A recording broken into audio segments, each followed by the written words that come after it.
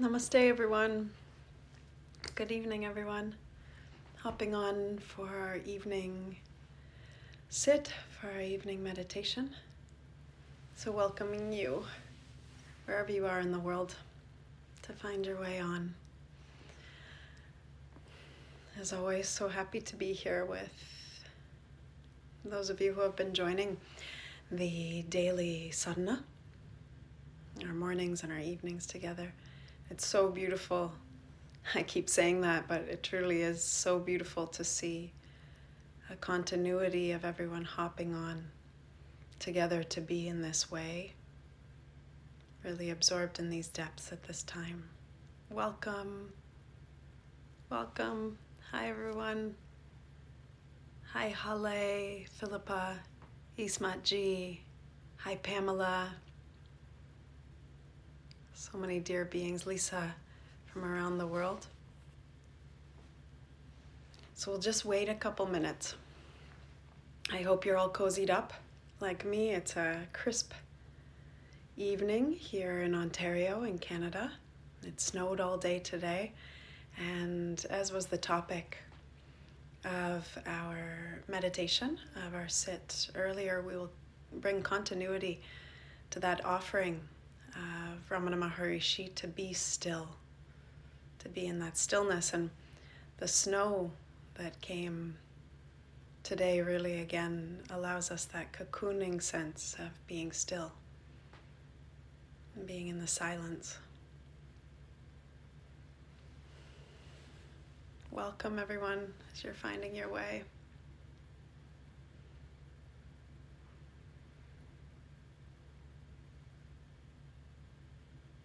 And some of you, even those who are hopping on now, have been sharing with me about the way in which this has really been allowing you to settle into a space of grounded calmness amongst this time of collective movement, collective concern, or whatever we want to label it. And so if there are beings in your life that you really feel that these times could touch and could aid, that they could really be a medicine for them, please do share in whatever way we can figure. I'm figuring all of this out also.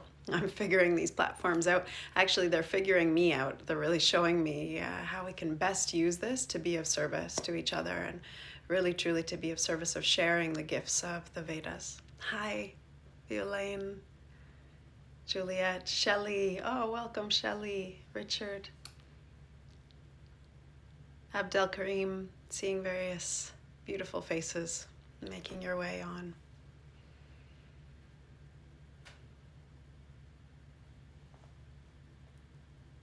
So let's just wait another couple minutes so that we can truly all come together. And I'm going to welcome you wherever you are in your home or in your space to start to find a place where you can sit in the guidance and in the silence. So find a cushion or find your couch or your chair. Namaste. Hi, Colette.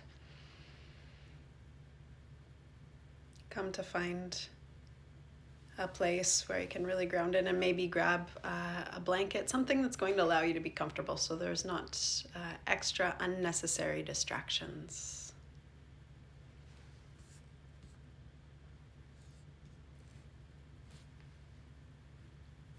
Waiting just a couple other minutes. Yeah, and I'm seeing that some of you are knowing each other, saying hello to each other as well.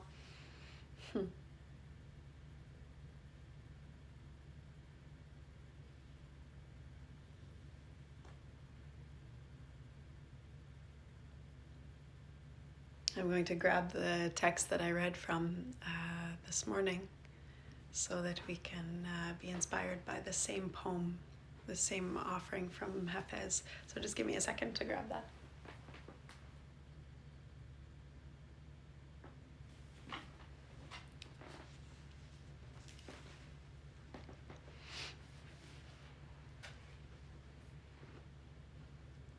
Okay, so let us begin together. As we have been continuing, each day there is the morning inspiration for the meditation, and We've been continuing in the evening with that same awareness. Good evening, Laura, welcome. And so today I shared the way in which the great sage, the great realized being Ramana Maharishi, this great master of Advaita, of non-duality, offered a very simple and clear pointing. And he said the following: the only thing that is required to realize the self is be still.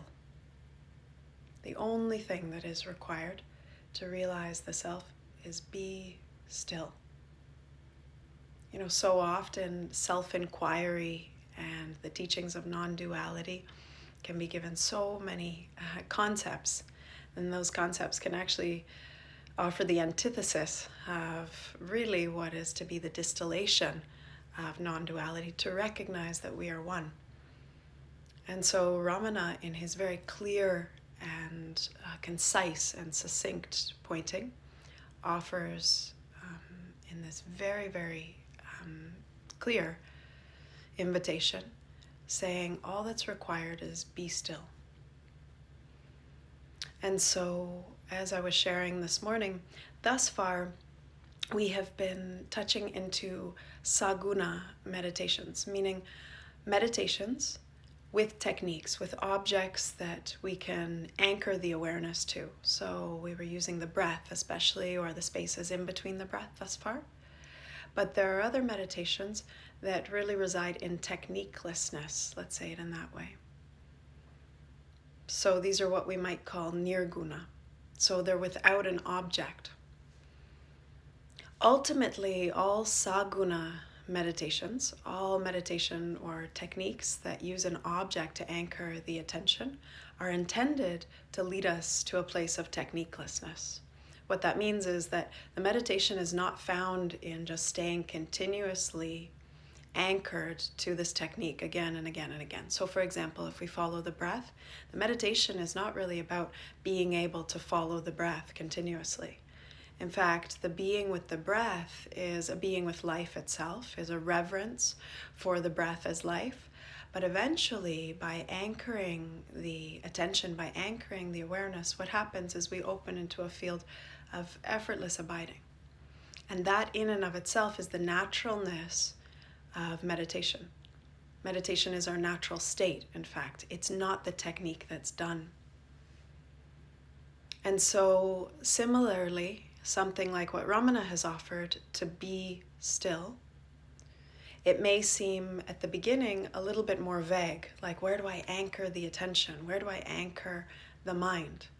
But actually it is in many ways skipping over the possible challenge of getting so anchored with a technique that we can't become techniqueless, emptied out of the technique.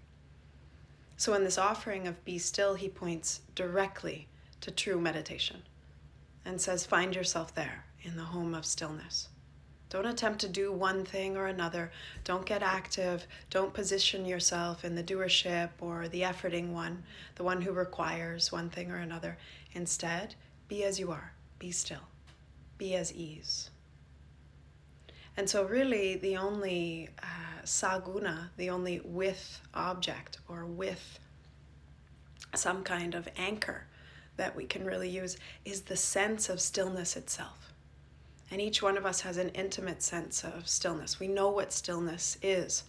It's not like something that has to be described. I don't have to give further attributes of what stillness is or how it's embodied or how it lives in its own freedom for each and every one of us. Just by hearing the word stillness in English or in any of our languages, the word intimates a great feeling of naturalness, the natural state, the abode of beingness. And as one of you is asking about, what about ease and comfort? Absolutely, we can find ease and comfort, but the stillness in and of itself will engender that ease and comfort. To be at ease, to be at comfort with what is, not just in a physical form. And so orienting ourselves towards this pointing of be still. Even the words as I say them, notice how they open up into a spaciousness that naturally invites us to now.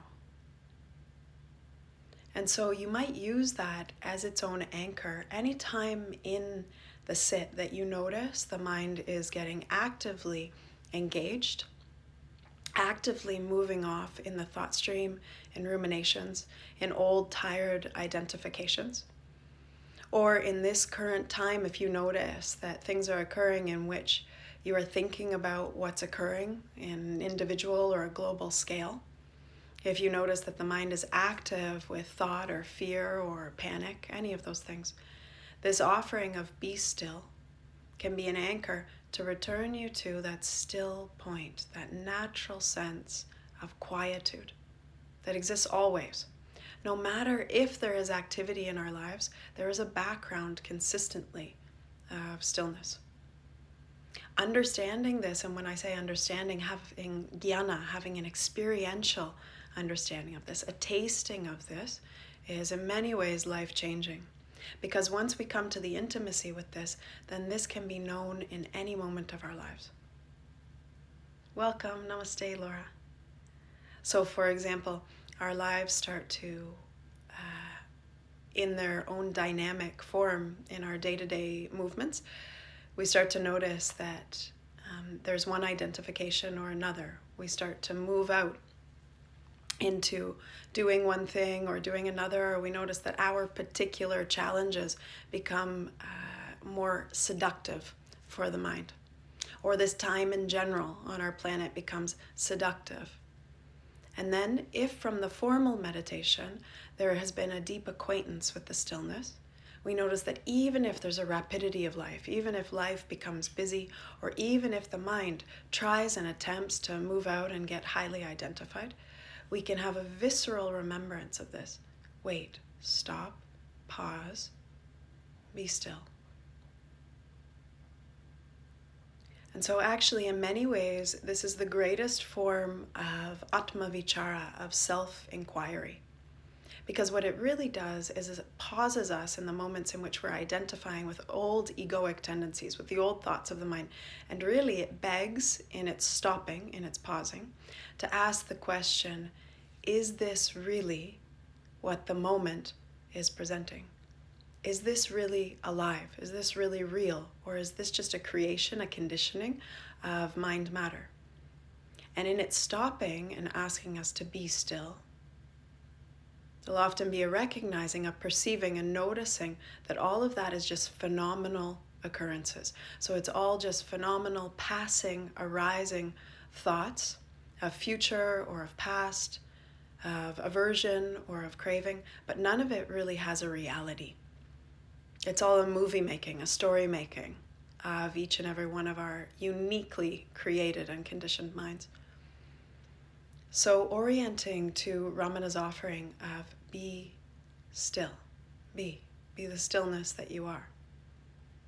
It can have direct implications for our health on every level, our health physically, but also our health mentally and emotionally. If anything, what we are noticing in our current contemporary fabric is that there is let's say an exposure, there's an exposing of the collective field of mental unrest, mental unhealth, mental dis-ease. We are lacking ease at a mental level, especially in the Western hemisphere, could say in many ways. And so by coming to dhyana, by coming to meditation, we're really healing some of the seat and the seeds of this unrest that resides there. It's not that there isn't something currently that we can all have some well-versed concern or some well-versed presence to, response to, but the high level of reactivity and the high level of panic and anxiety that's occurring is not in direct, we could say, in direct measure with the reality of what's occurring. And so that shows us something about our collective mental field. And so even more now is it important and imperative that we take the medicine of sitting, of taking these moments of respite to really allow the mind to receive some clearing and cleansing out, and more than that, to learn to position ourselves not as the mind.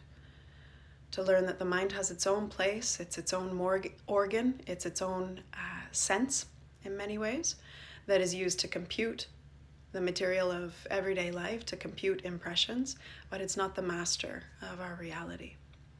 And so the more we anchor to this stillness, the more this becomes a resource that can be called upon in our everyday lives, especially pertinent in times like these. Can we be still even amongst the collective field of movement and the collective field of some chaos?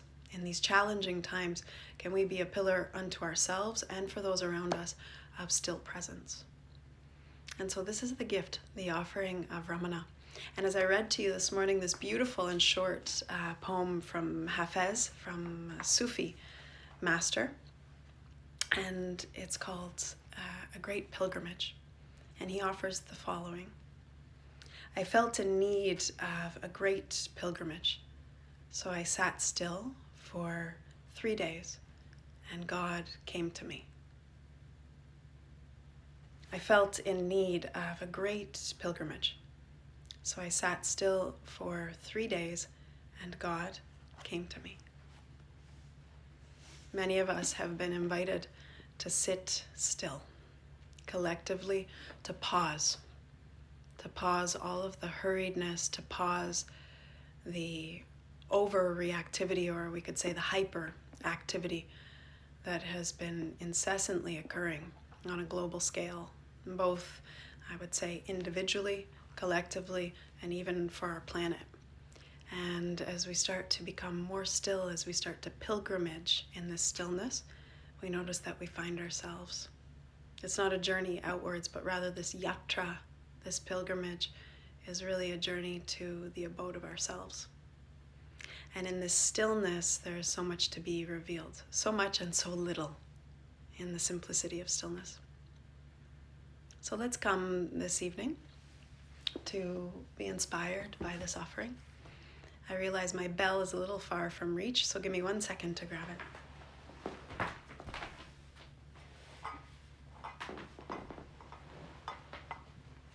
And come to find your comfort, wherever that may be. As I've mentioned before, finding a comfortable place to sit and finding a relative comfort where you can be relaxed, and yet at the same time, in this field of inner stillness, even if the body's slightly uncomfortable, there's comfort. There's comfort with what is. So let's come to gently close the eyes.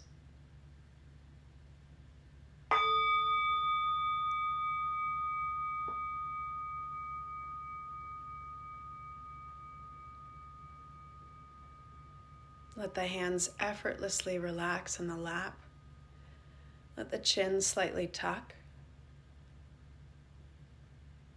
And consciously allow a softening to enter in, almost a feeling of melting away any held tension. This tension that's held in the body is really mind material, crystallized in physical form. So consciously bring relaxation into all the spaces, into the shoulders, into the jaw, the space between the eyebrows.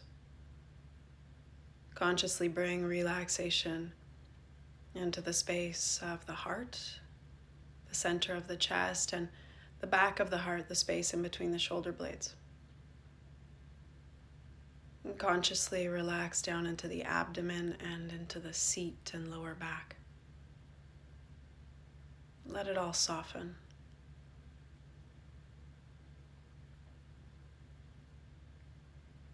And then allow the body to naturally find its way to stiram, stillness, stability.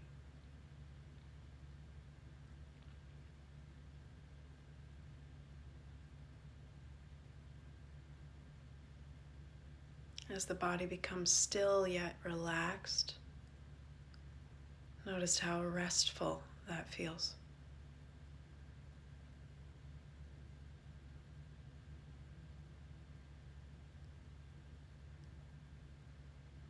Allow also the breath to deepen, to find its own natural, slow and steady movement. Feel a joy with each deep and restful breath.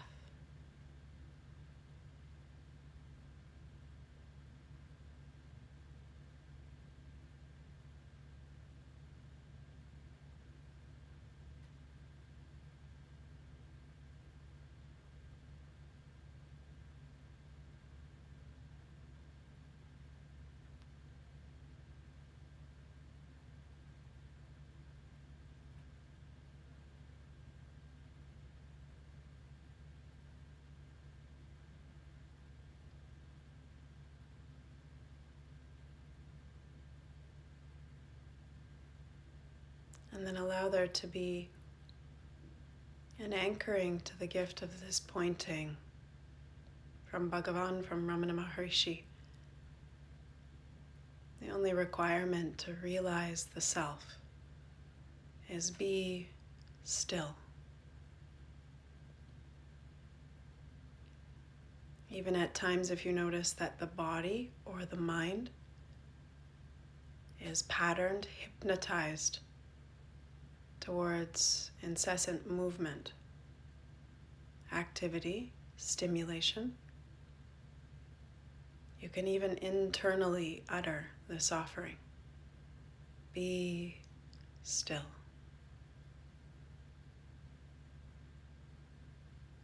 And let there be a vigilance to stay rooted, to stay more curious, more connected to the stillness rather than the activity. Try a new way.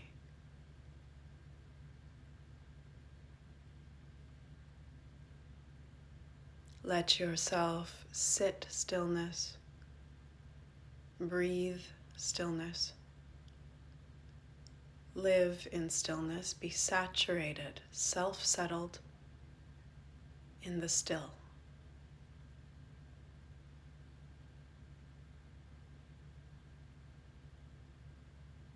And let that be the pilgrimage.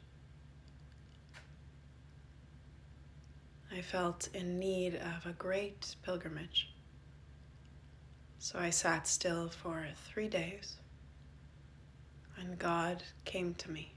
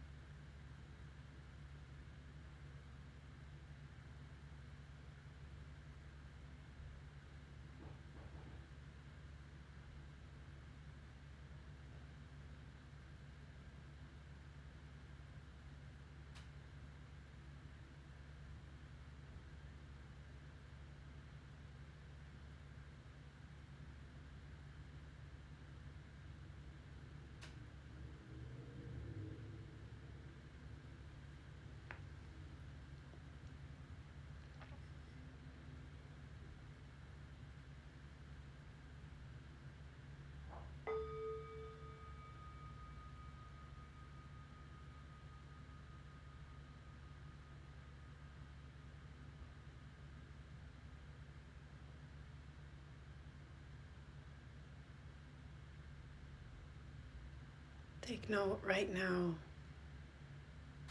as to where the positionality is. Notice if you're seated as mind, as person, as thought stream, as past and future. And then for these last couple of minutes, come back to be seated in what's true now. The ease, the effortlessness of this moment, still as you are. Not making life any more complicated than its effortless presence now. A clear recognition that this moment is all that exists. Be still.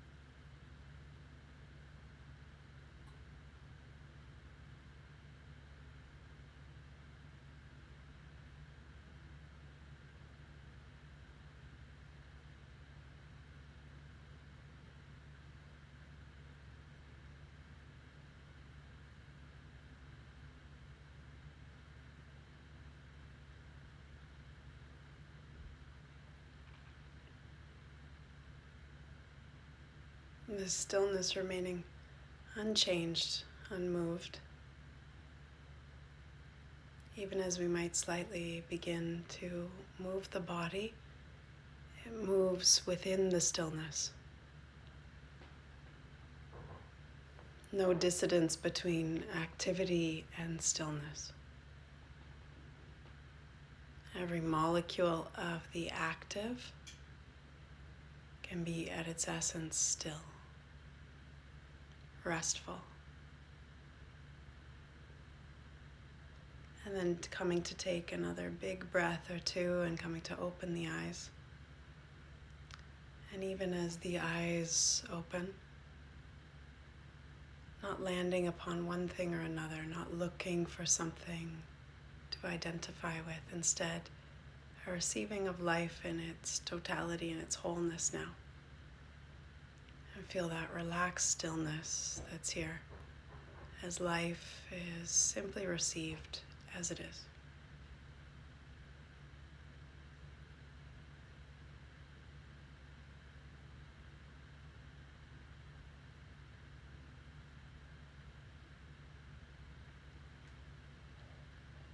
And an invitation moves through to each one of you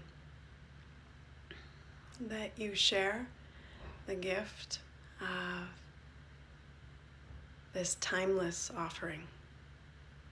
That you share this not just maybe by sharing these words of Ramana or sharing this offering of stillness, but by sharing it through your lived presence, your lived commitment, your lived vigilance to stay here in the only thing that is true. And maybe you might also share this meditation, share it onto your own feeds or with those that it may serve.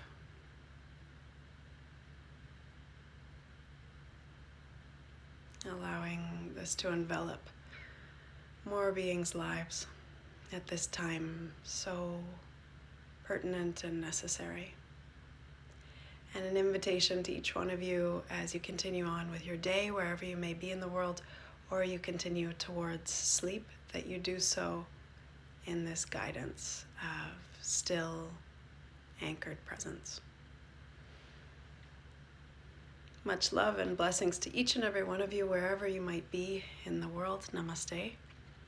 And we will see each other tomorrow, hopefully, at 7 a.m. here, both on Instagram and Facebook Live for Ayurvedic inspiration, 7:30 for meditation. and 8 a.m. for Vichara Yoga, for a yoga sadhana together. Okay, have a beautiful evening, everyone, and those timings are Eastern Standard Time. Good night, everyone. Namaste.